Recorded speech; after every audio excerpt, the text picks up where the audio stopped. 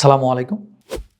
কারো যদি জমির মালিকানার প্রমাণস্বরূপ দলিল এবং খতিয়ান থাকে, কিন্তু দখল না থাকে, সেই ক্ষেত্রে তার কাছ থেকে আপনি সম্পত্তি ক্রয় করা ঠিক হবে কিনা? উত্তর হচ্ছে না।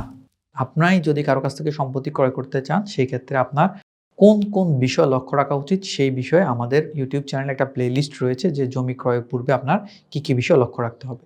সেখানে আমরা মেনশন করেছিলাম প্রপারলি যে দখল ছাড়া আপনি সম্পত্তি ক্রয় করবেন না। কেননা আপনি কারো কাছ থেকে যদি সম্পত্তি ক্রয় করেন, সেক্ষেত্রে দেখলেন যে তার প্রপার সকল ডকুমেন্টস রয়েছে, কিন্তু দখলটা তার কাছে নেই। দখলটা অন্য কোনো ব্যক্তির কাছে আছে। সেই ক্ষেত্রে ওই ব্যক্তির সম্পত্তি আপনি ক্রয় করার পর দখলে আপনি কিভাবে যাবেন? যদি এমন হয় যে আপনি খুব প্রভাবশালী, আপনি চাইলে দখলে যেতে পারেন এবং আপনি জমিটা ক্রয় করলে ওই ব্যক্তি, যে ব্যক্তি অবৈধভাবে দখল করে রেখেছে, সে দখল ছেড়ে দিবে, সেক্ষেত্রে ভিন্ন বিষয়।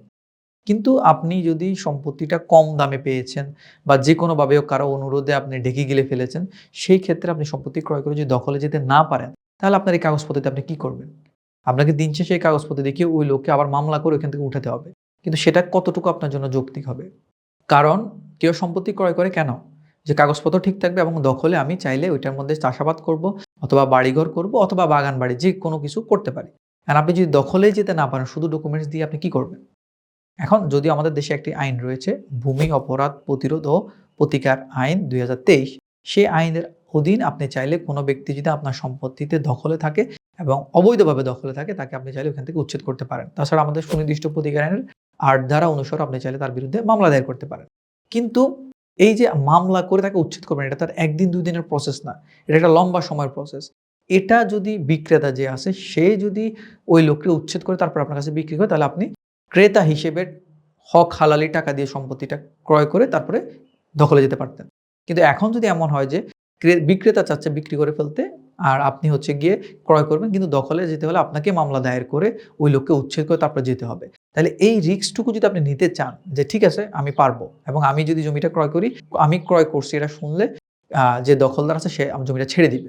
অথবা যে বিক্রেতা আছে সে হয়তো দেখা গেছে কোনো না কোনো কারণে দুর্বল অথবা সে এলাকায় থাকে না, সে এই লোককে উচ্ছেদ করতে পারবে না, আমি এই লোককে ঠিকই উচ্ছেদ করতে পারবো। অনেকে অনেক রকমের এজেন্ডা থাকে যে আমি সম্পত্তিটা অনেক কম দামে ক্রয় করব, এরপরে এই লোকটাকে মামলা করে উচ্ছেদ করব, তারপর আমি বেশি দামে বিক্রি করব। সেক্ষেত্রে সেটা ভিন্ন বিষয়। কিন্তু আপনি একজন সাধারণ ক্রেতা হিসেবে সবসময় চেষ্টা করবেন দখলটা বিক্রেতাই যাতে আপনাকে বুঝিয়ে দেয়। আপনি ৩য় কোনো ব্যক্তিকে উচ্ছেদ করে ৩য় একজন ব্যক্তির সাথে ঝামেলা করে তারপর দখল বুঝে নেওয়াটা বুদ্ধিমানের কাজ হবে না। যদি না আপনি সেটার জন্য ক্যাপেবল হয়ে থাকেন। সুতরাং শুধু কাগজপত্র ওকে থাকলে জমিটা কিনবেন না। আপনাকে অবশ্যই দখলটাও যাচাই করে সঠিকভাবে বুঝে নেওয়া উচিত। আশা করি বুঝতে পেরেছেন। ধন্যবাদ। আসসালামু আলাইকুম।